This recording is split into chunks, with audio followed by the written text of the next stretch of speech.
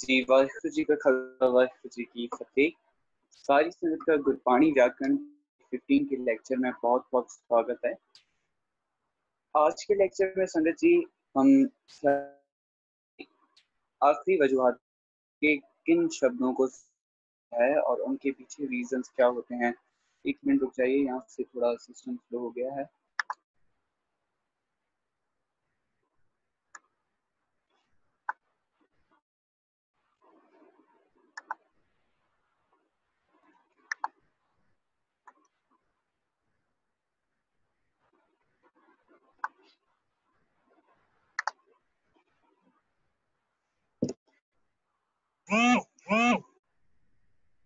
जी,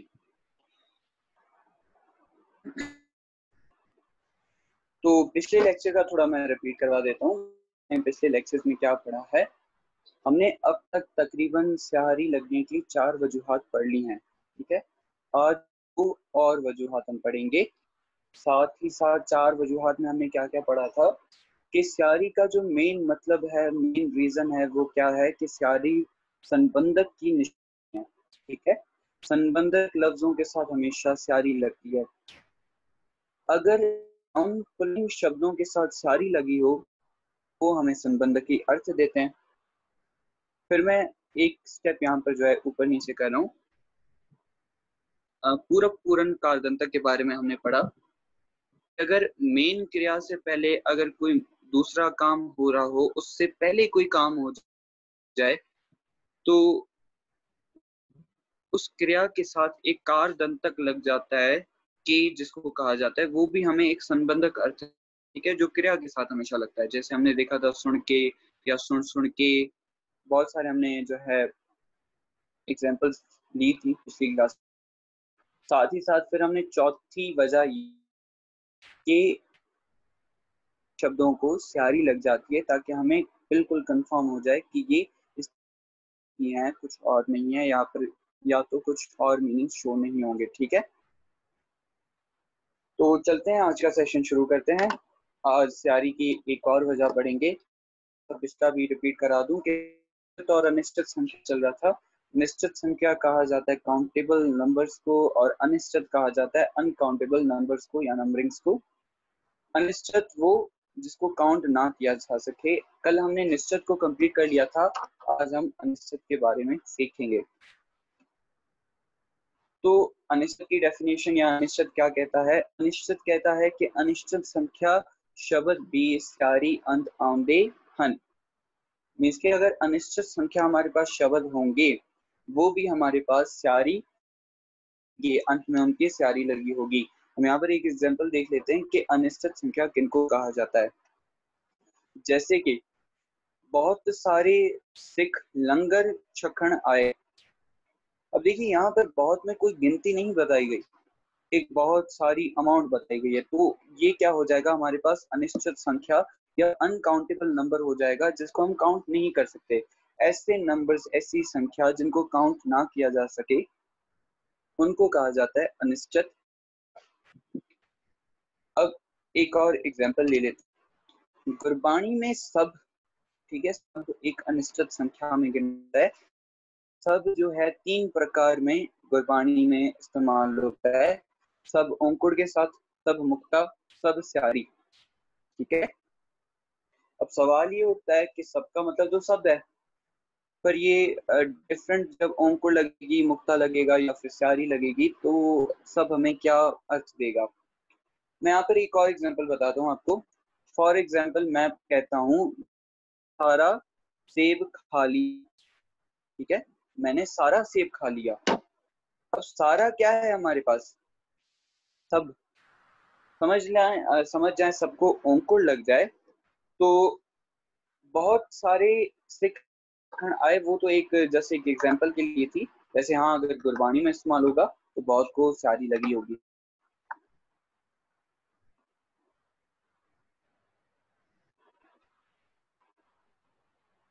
एक सेकंड।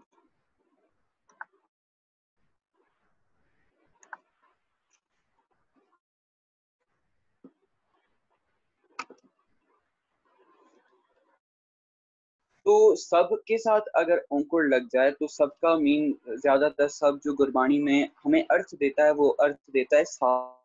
अगर के साथ और सब स्यारी के साथ आ जाए तो क्या मतलब हो जाएगा सारी। ठीक है संगत जी, आगे चलते हैं।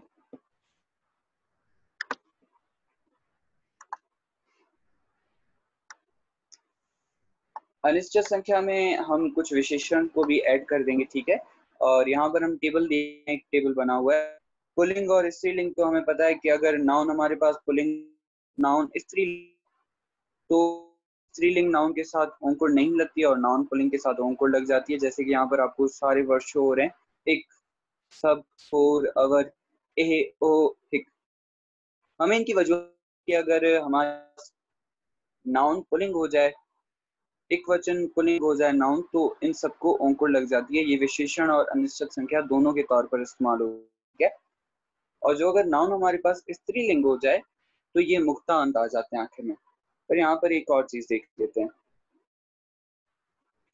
बहुवचन का एक और टेबल टेबल हम कर लेते हैं कि अगर एक स्यारी के साथ आ जाए, सब स्यारी के साथ आ जाए, होर स्यारी के साथ आ जाए, स्यारी के साथ आ जाए, एह स्यारी के साथ आ जाए, ओह स्यारी के साथ साथ आ जाए, अगर हिक स्यारी के साथ आ जाए, तो ये हमें बहुवचन या बहुतों के लिए वर्ते जाते हैं या बहुवचन के अर्थ देते हैं। देखिए नाउन जब एक वचन पुल्लिंग था, एक को अंकुर लग गई। नाउन जब स्त्रीलिंग था, एक हमारे बिना अंकुर के आ गया। अगर नाउन हमारे पास बहुवचन होगा तो उसका जो विशेषण होगा, या अगर एक स्यारी के साथ गुरबानी में कहीं पर वर्त आ जाए, तो उसका मतलब क्या होगा कि वहां पर कई सारों की बात हो रही होगी, बहुत सारों की बात हो रही होगी। अब सवाल उठता है कि एक कैसे बहुत सारों के लिए। एक एग्जांपल देता हूँ छोटी सी, आपको क्लियर हो जाएगा। मैं कहता हूँ एक वो भी हैं जो गुरुद्वारे जाते हैं और भी हैं जो गुरुद्वारे नहीं जाते। यहाँ पर मैंने एक इनकी बात की, मैंने बहुत सारों की, पर बहुत सारों एक लगाया। एक वो भी हैं जो गुरुद्वारे जाते हैं, एक वो भी हैं जो गुरुद्वारे नहीं जाते। इसी तरीके पास बहुवचन आएगा या विशेषण, इन अनिश्चित संख्या विशेषण पर अंत में सारी लगी होगी तो ये बहुवाचक अर्थ देंगे, ठीक है। वाणी में से एग्जाम्पल भी ये चीज हमें बिल्कुल जो है क्लियर हो जाएगी। उम्मीद है आप सबने ये टेबल बना लिया होगा अपने पास। जैसे कि जपजी साहिब की पंक्ति में हम पढ़ते हैं, एक ना बख्श, एक हुक्मी सदा पाइए। अब देखिए एक ना का क्या मतलब है, पहले एक ना हम समझते हैं।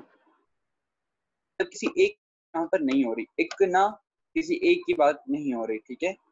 कोई एक नहीं, ठीक है, या फिर हम कह देते हैं अगर एक ना हो गया तो कोई एक नहीं, मतलब यहाँ पर कईयों की बात हो रही है।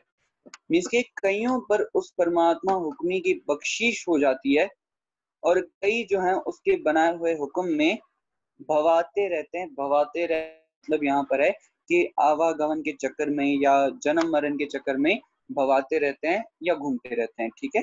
एक ना हुक्मी बख्शीश, एक हुक्मी पाइए। यहाँ पर एक का क्या मतलब हो जाएगा, कई, ठीक है संजय जी।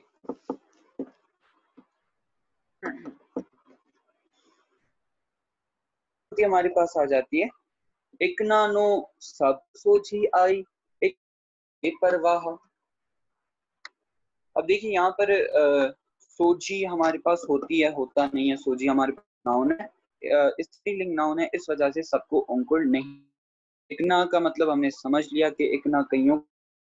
अच्छा उच्चारणता में एक चीज याद रखिएगा कि एक पढ़ना है, नू नहीं पढ़ना, ठीक है, दिलोंकुर नहीं लगानी, ओड़ा ही लगाना है।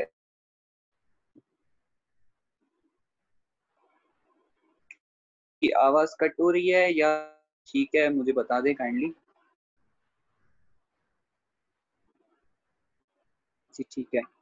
अच्छा, इकना नो सब सोजी आई एक फिर दे वे परवा। कईयों को आ जाती है, ठीक है, सब अंकुर नहीं लगी हुई तो हम यहाँ पर सारी अर्थ निकाल सकते। कईयों को सारी सोची आ जाती है, ठीक है, पर कई जो हैं बेपरवाह फिरते रहते हैं और उनको कुछ मालूम ही नहीं होता, कुछ पता ही नहीं होता, ठीक है, एक बेपरवाह। अब देखिए यहाँ पास नाउन आ रहा है साध। होर साध सब फिके आ तन मन फिका होए। देखिए साध हमारे पास बहुत सारे स्वादों की बात हो रही है, ठीक है, और होर के साथ स्यारी लग गई, सबके साथ भी स्यारी लग गई, मीन्स के यहाँ पर कईयों होर सारों की और कईयों सारे स्वादों की होती है, ठीक है। होर साध सब फिकिया, बाकी सारे जितने भी स्वाद हैं वो क्या हो जाते हैं और तन मन का हो जाता है। गुरु महाराज यहाँ पर ये कह रहे हैं, अवर जतन कर बहुत तेरे तिन तिल नहीं कीमत तिन तिल नहीं कीमत जानी। देखिए जतन, बहुत सारे जतन, ठीक है, जतन के साथ अंकुर, तो यहाँ पर जतन बहुवचक है, बहुतों के लिए बरता गया है, इस वजह से अवर के साथ भी स्यारी लग गई। और अगर कहीं पर जतन एकवचन पुल्लिंग हो, अंकुर लगी हुई हो, तो वहां पर अवर को भी अंकुर लग जाएगी। अगर कोई ऐसा नाउन स्त्री पास आ जाए तो स्त्रीलिंग के लिए वर्त, तो वहां पर अवर जो है हमारे पास मुक्तांत आएगा।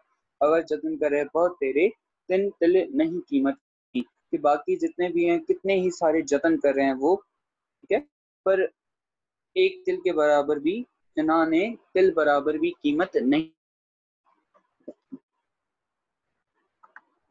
कीमत के साथ स्यारी है, आप बताइए कीमत क्यों है? क्या उसके साथ कोई संबंधक है? क्या ये तत्सम है? क्या कीमत के क्या मतलब होंगे? आप बताइए।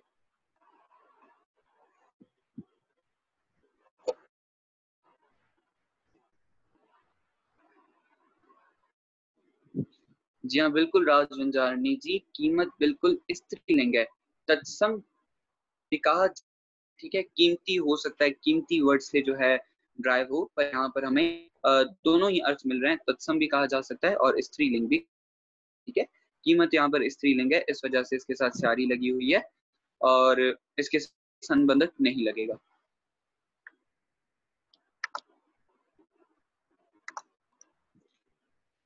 ओह मरे न ठागे जाएं, ठीक है, ना ओह मरते हैं ना ठागे जाते हैं, कौन? जिनके राम वसै मन माहे, गुरु महाराज कहते हैं। अब देखिए यहाँ पर ओह को ठीक है, तो इसका मतलब बहुत सारों की बात, ठीक है, ये विशेषण जो है बहुत सारों के लिए बरता जा रहा है, इस वजह से यहाँ पर स्यारी अंत आ गई। मीन्स की किसी एक प्रोनाउन की बात नहीं हो रही, ओहो, यहाँ पर बहुत सारों की बात, यहाँ पर अंत में स्यारी आ गई, ठीक है संजय जी।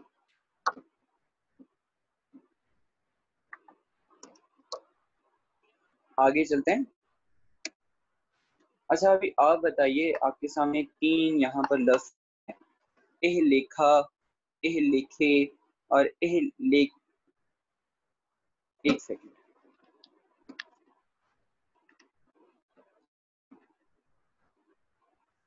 इसको मैं यहाँ पे थोड़ा सा एडिट कर,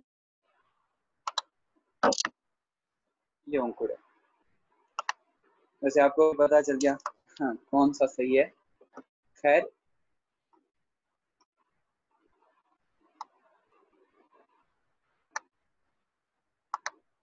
तीन ऑप्शंस यहाँ पर रखे थे मैंने कि एह लेखा, हमारे पास ए लेखा सही नहीं होगा। क्यों सही नहीं होगा? लेखा एक वचन पुल्लिंग हो गया हमारे पास, और वचन पुल्लिंग है तो ए को अंकुर लगनी चाहिए। सेकंड की बात, हम पहले थर्ड की बात करते हैं। जो थर्ड हमारे पास आ रहा है ए लेख, लेख के साथ अंकुर लगी हुई है, फिर तो यहाँ पर ए के साथ भी अंकुर लगी होनी चाहिए थी, पर यहाँ पर ए के साथ अंकुर।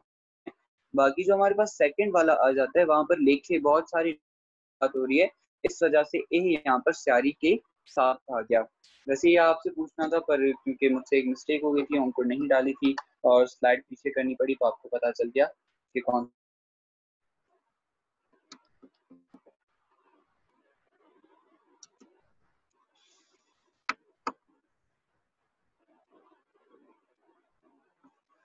जी, स्याहारी का 6th रीजन पढ़ेंगे। छठी वजह अनिश्चित संख्या क्लियर हो कि बहुवचन के साथ अनिश्चित संख्या लग जाती है। आप में से काफी संगतों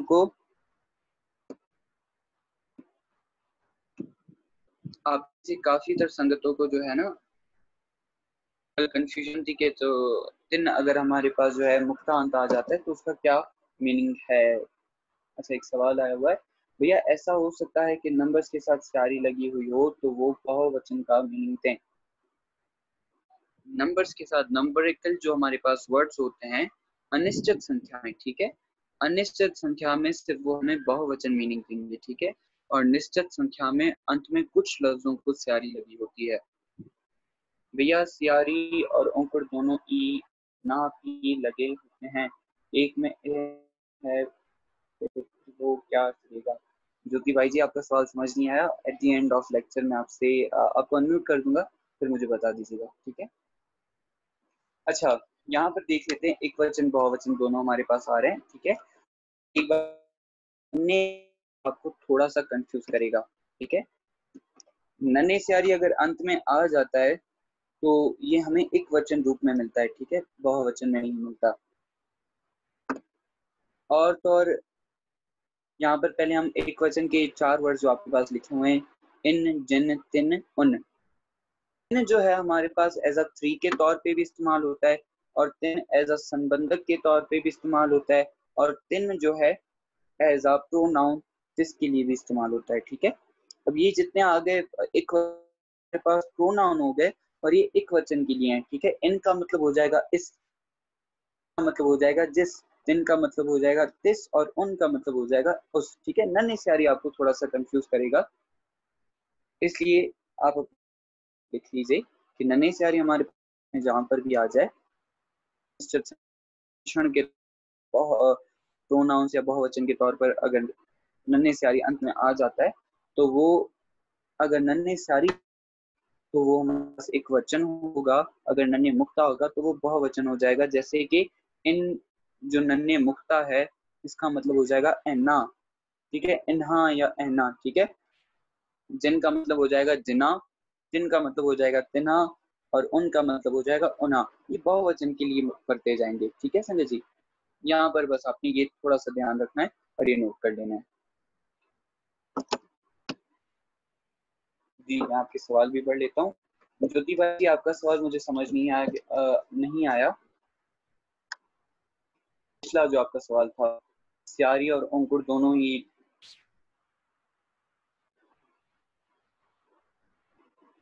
अच्छा, संध्या राजानी जी ने कहा है जैसे क्रोध, क्रोध क्या संध्या राजानी जी?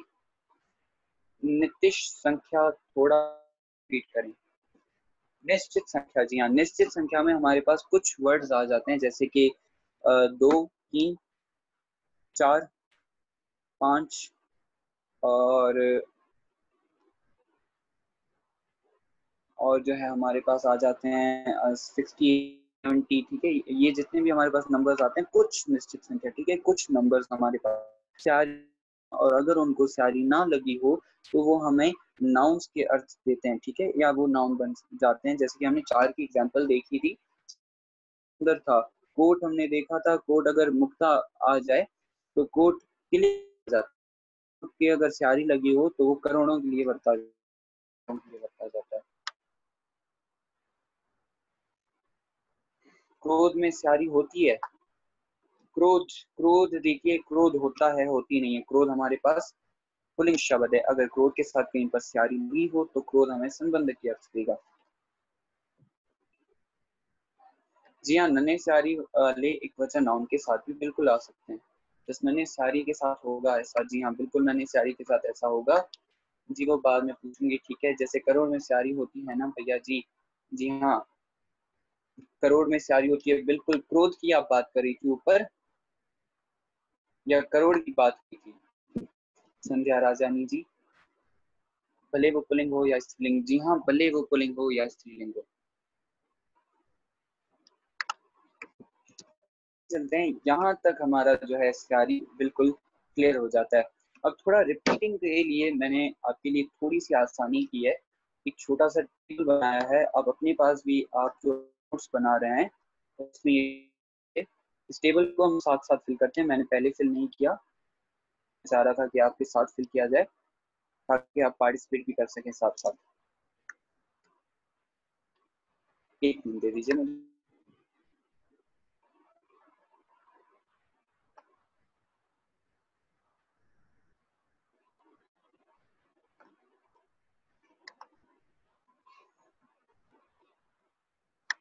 जी, भगत को अगर अंकुर आ जाए, आप सबको क्लियर होगा ये?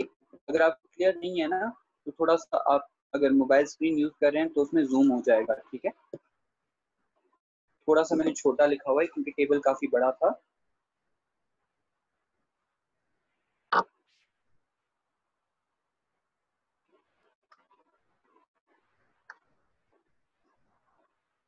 जी हाँ, करोड़ काउंटेबल है, ठीक है? करोड़ का पता चल रहा है, 1 करोड़, इसलिए करोड़ के साथ चार ही लग जाती है संध्या राजानी जी।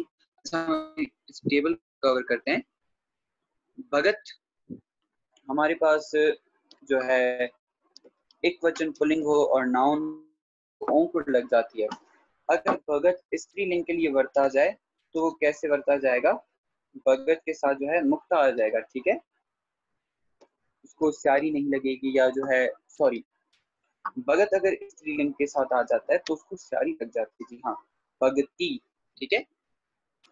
भगत बहुवचन के लिए बहुत सारे भगत हों तो वहां पर क्या, भगत मुक्तांत आ जाएगा, ठीक है? अगर कोई भगत का विशेषण हो, एक वचन हो, ठीक, यहाँ पर दो विशेषण यूज करते हैं।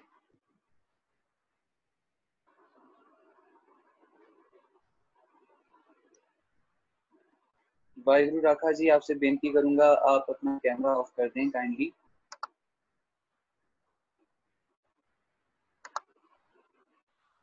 जी जी हाँ, भगत का अगर कोई विशेषण हो, एक विशेषण लेते हैं और एक ले लेते हैं। अच्छा, सुंदर अगर एक वचन हो हमारे पास, एक भगत की बात हो रही हो, तो सुंदर को क्या होगी, अंकुर लग जाएगी, ठीक है?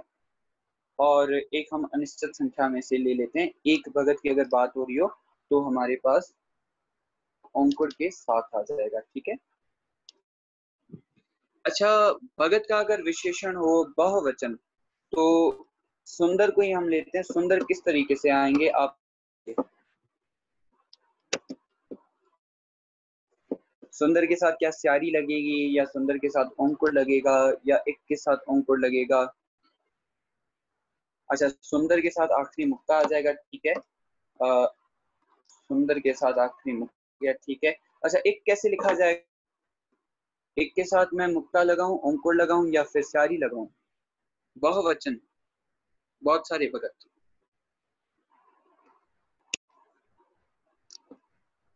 एक के साथ स्यारी लगाऊं, मुक्ता? जी हाँ, बिल्कुल स्यारी लगेगी। एक हमारे पास स्यारी के साथ आ जाएगा, बिल्कुल सही। अच्छा, भगत अगर संबंधक रूप में हो, ठीक है? संबंधक रूप में भगत हमारे पास किस तरीके आएगा? इस तरीके से भी आ सकता है, और जी हाँ, सिर्फ इसी तरीके से भगत, और संबोधक कारक में भी भगत इसी रूप में आएगा, ठीक है? वो हमें पंक्ति का केस देके समझना होगा कि यहाँ पर संबंधक कारक है या संबोधक कारक है, ठीक है? नान नानक अंकुर के साथ आ गया। नानक हमारे पास स्त्रीलिंग में नहीं आता तो डैश लगा दिया, ठीक है? मीन्स के स्त्रीलिंग नानक होता ही नहीं है। नानक बहुवचन भी नहीं होता, ठीक है? नानक का अगर विशेषण एक वचन आ जाए, जैसे गुर की बात की जाए, अक्सर नानक एक वचन पुल्लिंग के साथ गुर लगाया जाता है, ठीक है? गुर आ जाएगा अंकुर के साथ। जी नहीं, संबंधक भगत में स्यारी नहीं आएगी, क्योंकि अगर भगत को स्यारी लग गई तो उसका मीनिंग हो जाता है भक्ति। इस वजह से शब्दों को एक रूप दिया हुआ है, हर शब्द का, हर लफ्ज का एक रूप है कि अगर भगत हमारे पास तत्सम भी आ जाता है और स्त्रीलिंग शब्द भी आ जाता है तो इस वजह से भगत को स्यारी नहीं लगेगी संबंधक रूप में। चलें ठीक है, हम एक एक विशेषण हमने यहाँ पर लिख लिया। नेक्स्ट पे आते हैं। नानक क्योंकि बहुवचन होता ही नहीं है तो उसका विशेषण भी कभी बहुवचन नहीं होगा, ठीक है। नानक अगर संबंधक कारक आ जाए तो दो रूपों, ऐसे एक नानक है मुक्ता के रूप में भी, और एक नानक आएगा। जी मेरे ख्याल से मेरी आवाज कट रही हो,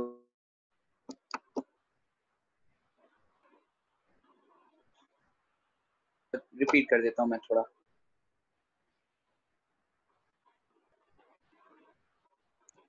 क्लियर है सबको? हम बात कर रहे थे सबसे पहले भगत की, ठीक है। भगत औंकुर के साथ आ जाए तो उसका मतलब होगा एक वचन पुल्लिंग। भगत स्यारी आ जाए तो वो स्त्री। भगत बहुवचन आ जाए तो उसको मुक्ता लगा होगा। अगर विशेषण उस वचन पुल्लिंग हो, विशेषण एक वचन हो, पुल्लिंग भी हो, तो उसके विशेषणों को औंकुर लग जाएगी, जैसे सुंदर और एक को। अगर बहुत सारे भगत हों तो एक हमारे पास स्यारी के साथ आ जाएगा और सुंदर को औंकुर नहीं लगी होगी, ठीक है।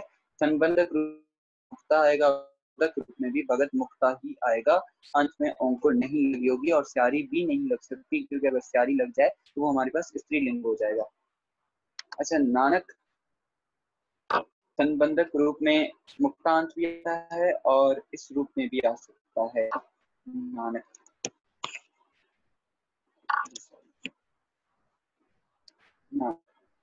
ठीक है, इस रूप में भी नानक आ सकता है संबंधक रूप में। संबोधक रूप नानक मुक्तांत भी आता है और नानक जो है नानक का भी कहा जाता है, ठीक है, संबोधक रूप में नानक का। देह, देह हमारे पास स्त्रीलिंग होती है, देह का जो है पुल्लिंग होता ही नहीं, कहा जाता है देही को। नन्हे स्यारी से, अच्छा मैं दोबारा जो है रिवर्स कर दूंगा, at the end of lecture मुझे याद करवा दीजिए। देह हमारे पास स्त्रीलिंग आ जाती है, अगर देह को मैं अंकुर लगा दूं तो वो हमारे पास क्रिया बन जाएगी, तो इस वजह से देह बहुवचन, देह जो है हमारे पास एक वचन नहीं होता। अगर देह बहुत इसी रूप में ही लिखा जाएगा, ठीक है, वो हमें विशेषण उसका बता देगा कि एक देह की बात हो रही है या बहुत सारे देहों की बात हो रही है, ठीक है। अच्छा, देह का मुझे किस तरीके से लिखा जाएगा? अगर देह का विशेषण सुंदर हो लिखा जाएगा, क्या सुंदर को लगेगा, क्या सुंदर को उनको, सुंदर को स्यारी लगेगी?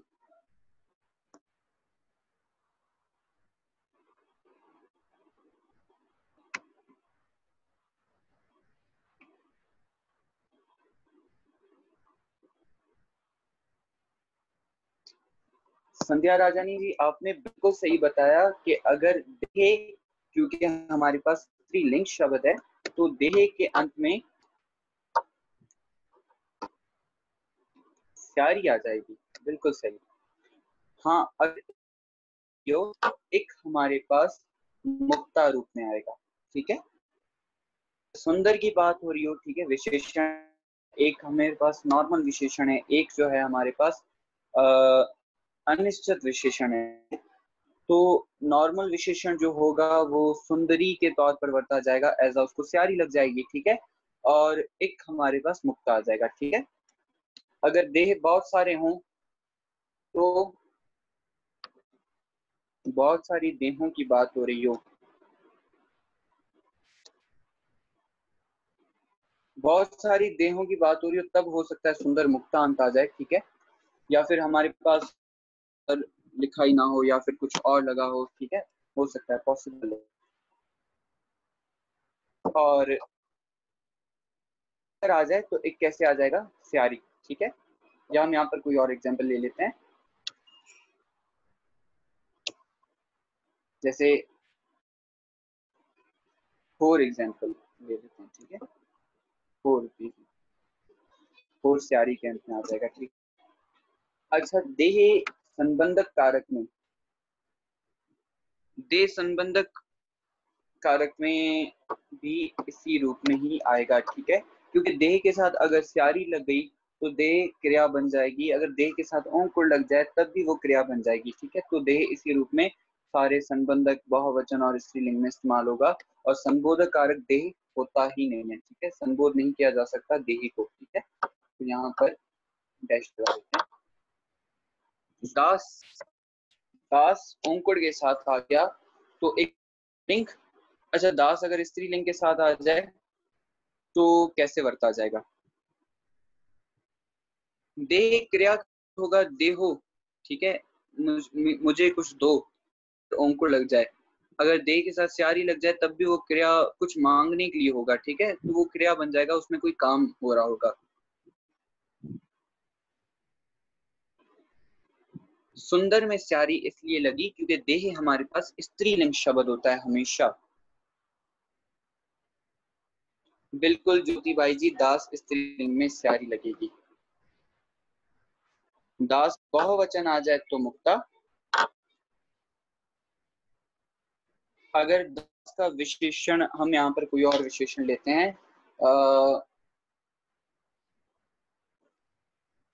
सुंदर, चलें सुंदर ही ले लेते हैं। सुंदर दास विशेषण, अगर एक वचन दास हो तो दास का विशेषण इस तरीके से आ जाएगा, ठीक है।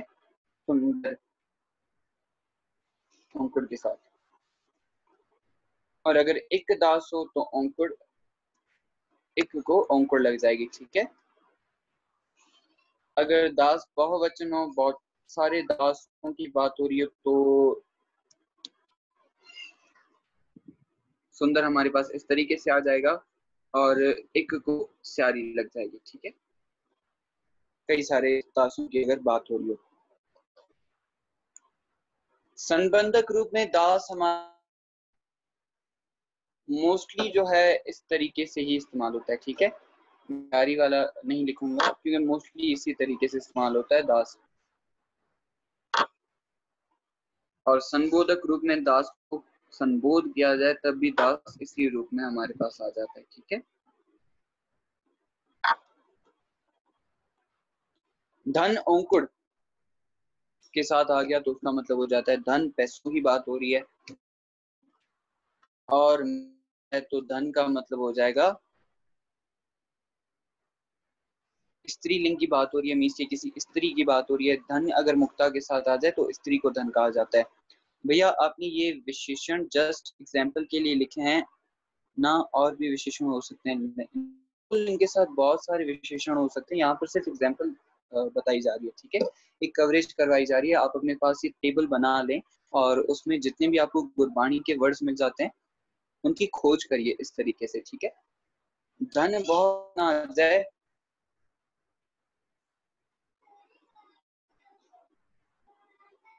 अब आपने यहाँ पर ध्यान रखना है, ठीक है। धन वैसे नहीं है, धन को हमेशा अंकुर लगी होती है, ठीक है। धन बहुवचन हमारे पास नहीं आता क्योंकि मोस्ट केसेस धन नहीं होता।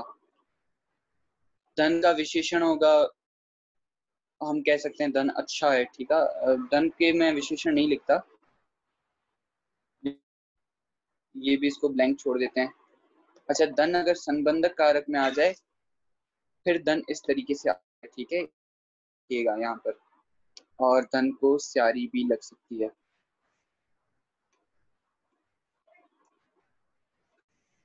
धन स्यारी के रूप में भी आ सकता है और धन मुक्ता के रूप में भी आ सकता है।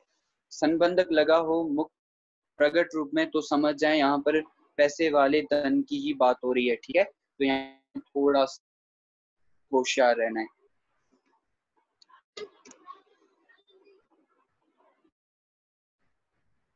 धन जहां पर मुक्ता हो स्त्रीलिंग समझें, पर धन के साथ अगर संबंधक लगा हुआ है तो समझ जाए यहाँ पर वाले धन की बात हो रही है।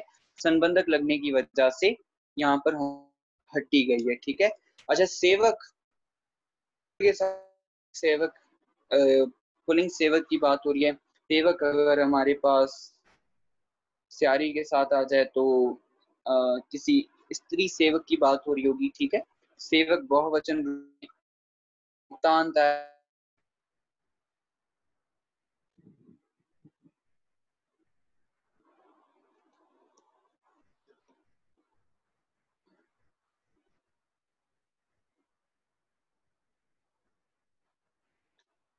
जी संजय जी, आपके जो भी सवाल आ रहे हैं, मैं बस ये लास्ट लाइन कंप्लीट कर लूं, फिर मैं आपके सवाल करता हूँ। अच्छा, सेवक का अगर कोई विशेषण होगा एक वचन, तो हमारे पास आएंगे। मैं इसी को कॉपी कर लेता हूँ, ठीक है। अगर बहुत होंगे तो उसके लिए ये रूप इस्तेमाल होगा। सेवक संबंध कारक में इस रूप में आ सकता है, ठीक है। और सेवक को अगर संबोध किया जाए तो सेवक इस रूप में आ सकता है, ठीक है। सेवक हो गया।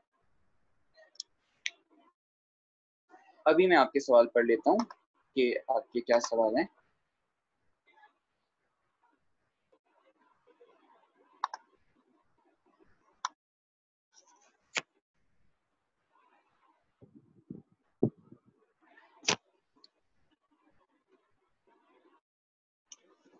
जी, मैं अभी वाले क्वेश्चंस पढ़ लेता हूँ जो अभी अभी आए हैं। फारस किंग्रानी जी ने सवाल किया है, भैया आपने यहाँ विशेषण जस्ट एग्जाम्पल के लिए लिखा है ना, और भी विशेषण हो सकते हैं? बिल्कुल, इनके साथ और भी विशेषण हो सकते हैं, ये एग्जाम्पल्स के लिए लिखे गए हैं।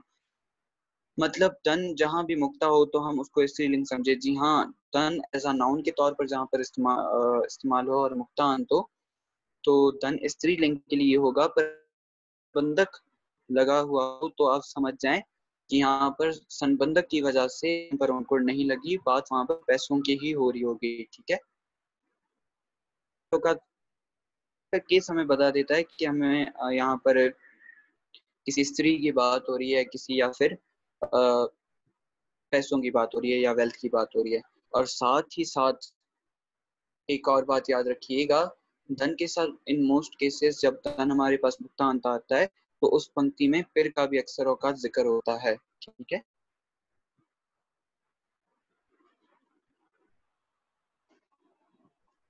भैया इकबाल अच्छा, ये हो गया। भैया इकबाल बताए जो दे के साथ के स्यारी नहीं नहीं लगी है, थोड़ा समझ नहीं आया। गौरी जी, आपका सवाल ही मुझे समझ नहीं आया, थोड़ा क्लियर करके लिखें। अच्छा, जी, भैया एक वाले बताएं, देह में जो है समझ नहीं आया है, एक सारी क्यों नहीं लगेगी? देह वाले में, जी हाँ, देह देखिए हमारे पास स्त्रीलिंग शब्द है, ठीक है। देह हमारे पास होती है, होता नहीं है, ठीक है। पहली बात तो एक के साथ औंकुड़ तब लगेगी जब वो पुल्लिंग के लिए वर्ता गया, ठीक है। एक के साथ यहाँ पर क्योंकि ये स्त्रीलिंग नाउन के लिए वर्ता गया है, ठीक है। देह हमारे पास स्त्रीलिंग शब्द आता है, देह कभी भी औंकुड़ के साथ नहीं आता, देह कहा जाता है देही को, ठीक है। तो इस वजह से एक को औंकी और सुन गई, क्योंकि स्त्रीलिंग यहाँ पर शो, ठीक है। गौरी जी, आई होप आपको क्या हो। प्लीज रिपीट टू स्लाइड्स, ठीक है। टीना लोहाना जी, मैं रिपीट कर दूंगा। अगर ए के ना औंकड़ हो और ना ही स्यारी हो तो क्या देगा? ए के साथ ना औंकड़ हो, स्यारी हो, आपका कहने का मकसद ए हमारे पास मुक्तांत हो तो ए वर्ता सुंदर के लिए, ठीक है। जैसे कि मैं यहाँ पर लिख ले,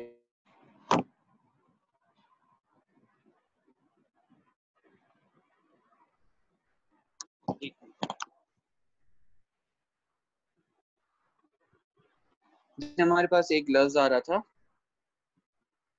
यहाँ से स्क्रीन आउट हो गई। दास जो स्यारी के साथ आ रहा है ना, जिसका मतलब हो जाता है दासी, ठीक है, वो हमारे पास क्या हो जाता है? स्त्रीलिंग होता है। अगर दास के लिए दासी के लिए ए वर्ता जाए ना, तो ए के साथ मुक्ता हुआ होगा, स्यारी या ऊंग नहीं लगी होगी, ठीक। अगर देह के लिए भी ए वर्ता जाए तो उसके साथ भी मुक्ता लगा हुआ होगा, अंकुर नहीं लगी हुई होगी, ठीक है।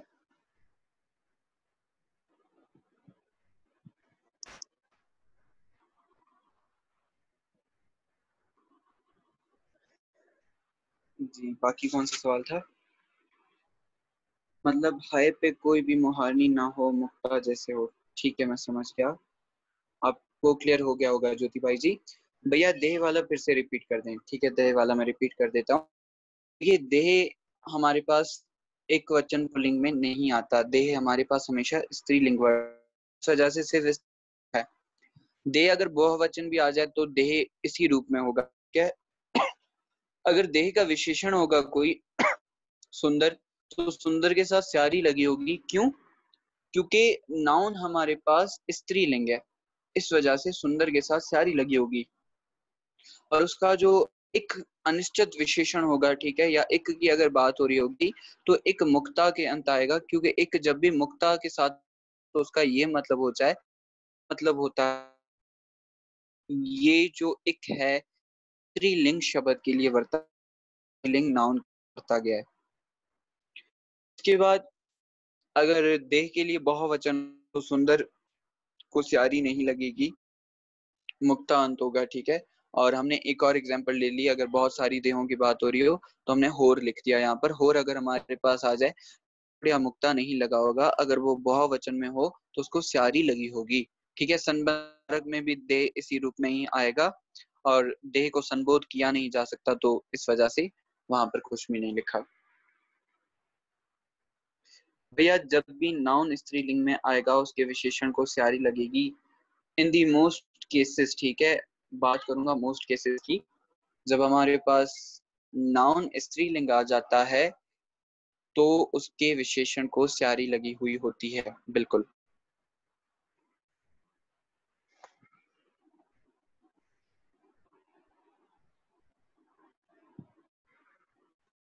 आगे चलें संगत जी, ये सबको क्लियर हो गया है?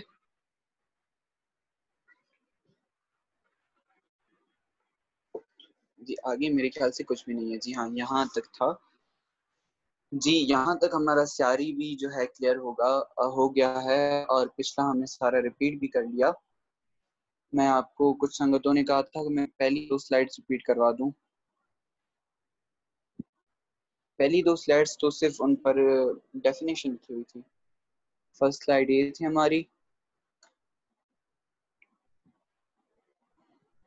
और सेकंड स्लाइड ये थी हमारी कि अनिश्चित संख्या शारी के साथ आते हैं। अनिश्चित संख्या कहा जाता है अगर की कई बार बात हो रही हो। ठीक है, एक एग्जांपल लिख दी, बहुत सारे सिख लंगर छकण आए, तो बहुत सारों की बात हो रही है, हमें काउंटिंग नहीं पता यहाँ पर। ठीक है, जहाँ पर काउंटिंग ना पता हो वहां पर अनिश्चित संख्या उनको कहा जाता है। ठीक है, एक एग्जांपल देख ली थी हमें, सब अंकुर के साथ आ जाए, सब मुक्ता के साथ आ जाए, सब स्यारी के साथ आ जाए, तो इनके अर्थ चेंज होता जाते हैं। सब अंकुर के साथ आ जाए तो उसका मतलब हो जाएगा सारा, सब मुक्ता के साथ सारी, और सब स्यारी के साथ सारे। ठीक है, इस तरीके से इनके अर्थ निकलते हैं। मैं आपको एक एग्जांपल दी, और हमने कुछ टेबल बना लिया। ठीक है, जितने तकरीबन जितने हमारे पास अनिश्चित संख्या आ जाते हैं, सारों की बात नहीं करूंगा। अनिश्चित संख्या भी इनको कहा जाता है और विशेषण भी कहा जाता है, जो इस तरीके से इस्तेमाल होते हैं। एक सब होर अवर ए हो हिक, अगर इन सबको अंकुर लग जाए तो ये एक वचन पुल्लिंग नाउन के लिए वरते जाएंगे। अगर ये मुक्ता अंत हो तो ये स्त्रीलिंग के लिए वरते जाएंगे। और अगर इनका नाउन बहुवचन हो या खुद इनके साथ शारी लगी हुई हो तो इनमें बहुत सारों की बात हो रही होगी। एक का मतलब हो जाएगा कई, सब का मतलब हो जाएगा सारे। इसी तरीके से होर अवर ए ओ हिक, ये अगर हमारे पास नाउन बहुवाचक हो जाए तो ये भी इस रूप में आ जाते हैं, स्यारी रूप में आ जाते हैं। फिर हमने गुरबानी में से कुछ एग्जांपल्स देख ली थी, बहुत सी आसान सी एग्जांपल्स थी। ठीक है, और फिर हमने यहाँ पर एक और जो है देख लिया था कि एह लेखे हमारे पास इन तीनों में से सही होगा। और उसके बाद स्यारी की एक और रीजन पढ़ ली थी, अगर नन्हे स्यारी हमारे पास आ जाए तो उसका एक वचन के साथ रिलेशन होगा, या वो एक वचन की, जैसे अगर इन जिन तिन उन नन्हे स्यारी आ जाते हैं तो इसका मतलब हो जाएगा इस जिस दिस उस।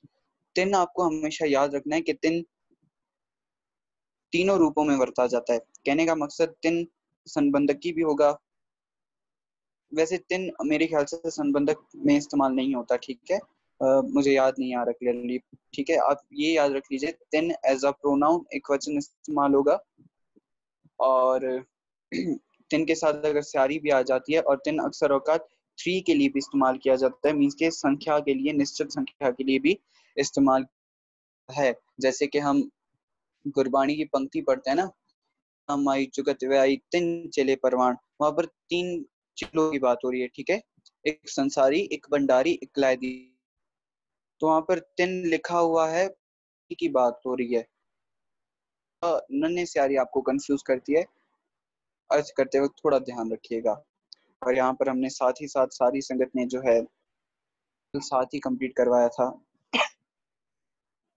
जी हाँ राधिका जी, कर दूं, मैं कर दूं। हिक का अर्थ एक ही होगा। वैसे यहाँ पर एक लिखा हुआ था, ये एक के रूप में भी आ सकता है, मीन्स के ईडी के ऊपर लामा भी लगी हो सकती है, तभी यही रूल अप्लाई होगा। और जैसे ए ईडी स्यारी लगी हुई थी, अगर ईडी लामा के साथ ए आ जाता है तभी सेम यही रूल होगा। अगर स्यारी लग जाए तो लग जाए तो स्त्रीलिंग, और अगर ओंकुर लग जाए तो एक वचन पुल्लिंग की बात हो रही होगी।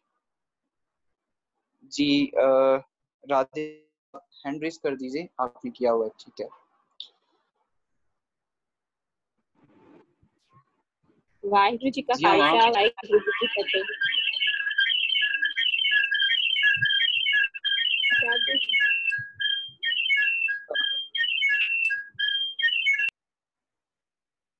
मेरे ख्याल से आपके 2 माइक कनेक्टेड हैं, क्या 2 मोबाइल आपकी तरफ से कनेक्टेड हैं? मैं आपको दोबारा अनम्यूट कर रहा हूँ, एक मोबाइल को शायद ऑफ कर दीजिए या फिर दूर कर दीजिए थोड़ा।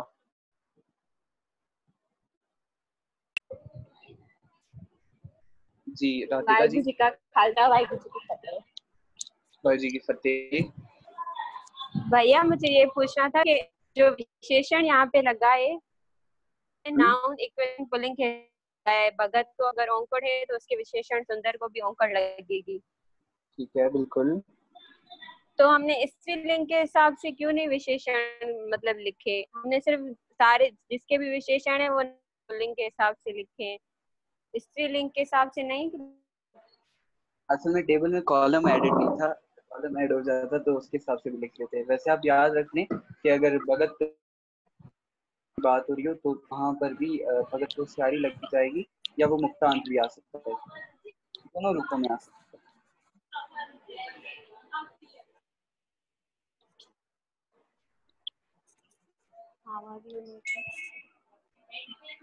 आवाज आ रही है भैया राधिका जी? आप जी जी, आप भैया आवाज आ आवाज रही है कट हो आपको? रही है, रिपीट कर दें। जी अब आ रही है। अभी कह रहे जी जी जी। अच्छा, देखिए भगत अगर स्यारी के साथ आ जाता है या भगत स्त्रीलिंग के साथ आ जाता है तो उसका सुंदर जो विशेषण होगा या उसका कोई भी विशेषण होगा तो वो स्यारी के साथ भी आ सकता है और मुक्ता के आ सकता है, ठीक। भगत जो उसका विशेषण है वो दोनों रूपों में आ सकता है। और यहाँ पर कॉलम एडेड नहीं था, इस वजह से मैं नहीं लिख पाया। अच्छा सही है भैया, ठीक है। आप म्यूट कर दें अपने आप को। जी ज्योति लोहाना जी, अगर आपका एक बीच में जिसका मैं जवाब नहीं दे पाया था, आप बेशक हैंड रेस कर दें, मैं आपका जवाब दे देता हूँ।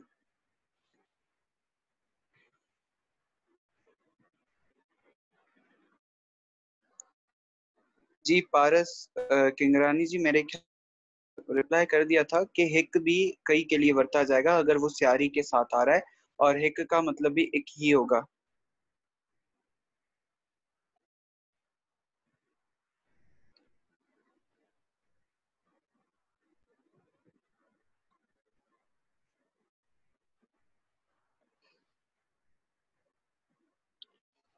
जी संजय जी, आपको आज का लेक्चर क्लियर है? अगर कोई भी सवाल है तो आप पूछ सकते हैं।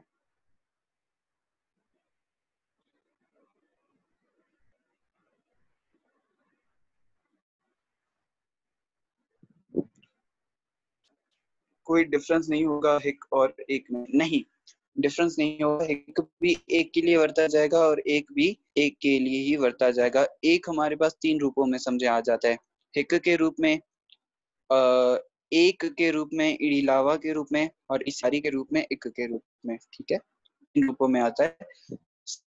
और लैंग्वेज पर डिपेंड कर जाता है। एक अक्सर औकात एज अ सिंधी लैंग्वेज या किसी मराठी वगैरह लैंग्वेज में भी इस्तेमाल किए जाते हैं, ठीक है। तो लैंग्वेज और सेंटेंस का असर पड़ जाता है, जिसकी वजह से अल्फाबेट्स चेंज हो जाते हैं। पंजाबी के हैं नहीं हैं ये कंफर्म नहीं कह सकता, दूसरी लैंग्वेज के भी हो सकते हैं।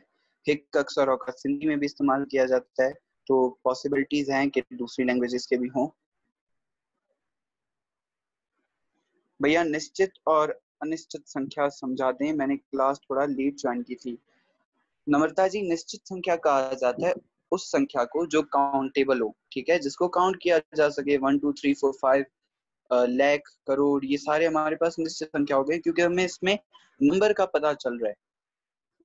अनिश्चित संख्या उसको कहा जाता है जो अनकाउंटेबल हो, जिसमें कोई चीज काउंट ना की जा सके, जैसे बहुत, सब या फिर कई, ये सारे हमारे पास क्या आ जाएंगे, अनिश्चित संख्या, ठीक है। आज पूरा लेक्चर उसी पर चल रहा था, और अगर आपको कोई भी कंफ्यूजन है या लेक्चर तो आप बेशक यूट्यूब पर अटेंड कर लीजिएगा, ठीक है, वहां पर क्लियर हो जाएगा आपको। स्त्रीलिंग का विशेषण अगर बहुवचन हो तो वो कैसे लिखेंगे? स्त्रीलिंग का विशेषण बहुवचन हो, देखिए स्त्रीलिंग का अगर यहाँ पर देह था ना हमारे पास, देह का मैंने बहुवचन विशेषण भी उसके साथ लिखा था, तो वो स्यारी के साथ। अगर अनिश्चित संख्या की बात हो रही हो, बाकी हमें अक्सर औकात गुरबानी के सेंटेंस के केसेस जब हम पूरी पंक्ति पढ़ते हैं या पूरा में पता चल जाता है कितनों की बात हो रही है, या बहुवचन की बात हो रही है या एक वचन की बात हो रही है।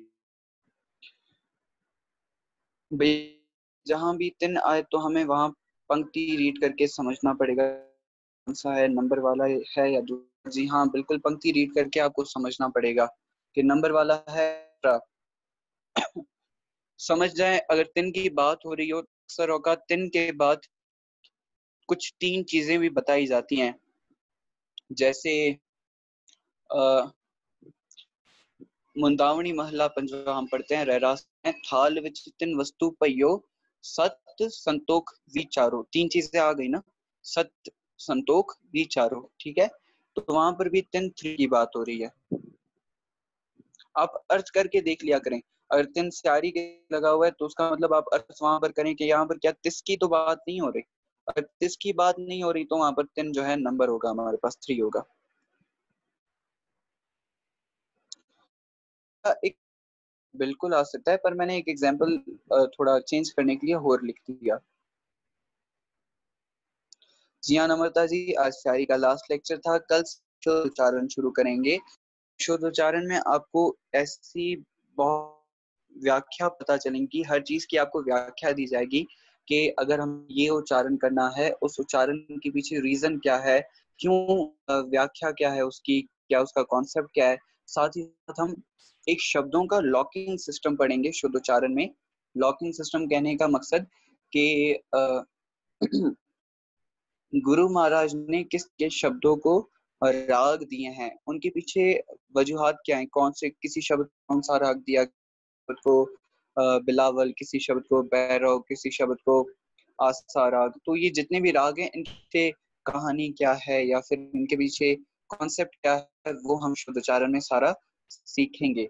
शुद्ध उच्चारण जो है आपका एग्जाम में इंक्लूडेड नहीं होगा, एग्जाम में सिर्फ आज तक हमने जितना पढ़ा है वही इंक्लूड होगा, ठीक है।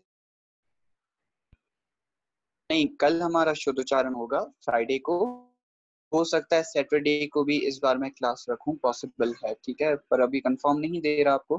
पॉसिबल है सैटरडे को भी क्लास रखी जाए। आपको ग्रुप में मैं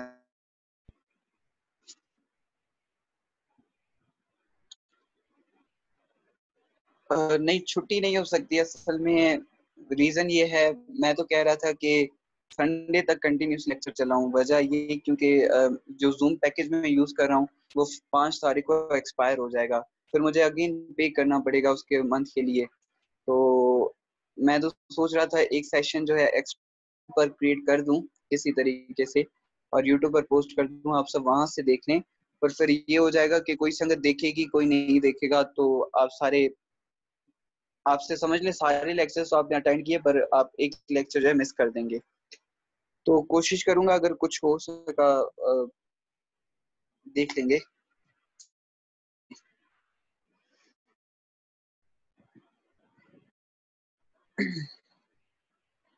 अब जैसे संगत का हुक्म हो, अब 2 संगतों ने मैसेज कर दिया है कि कल छुट्टी करें। संगत का हुक्म ठुकरा नहीं, क्योंकि गुरु महाराज फरमान करते हैं विच संगत हर प्रभु से। जैसे आपको सही लगे। मैंने आपको अपना भी रीजन बता दिया। एग्जाम मैं आपके लिए कल जो है ना, जो पिछले एग्जाम्स हुए थे बैच 1 के लिए ओपन, आप लोग ऐसा प्रैक्टिस के लिए वो कर सकते हैं। आपको पता चल जाएगा एग्जाम्स आपका कैसे होगा। आप प्रैक्टिस के लिए वो कर सकते हैं। ये मैं फैसिलिटी आपको प्रोवाइड कर दूंगा। ठीक है, अटेंड करेंगे।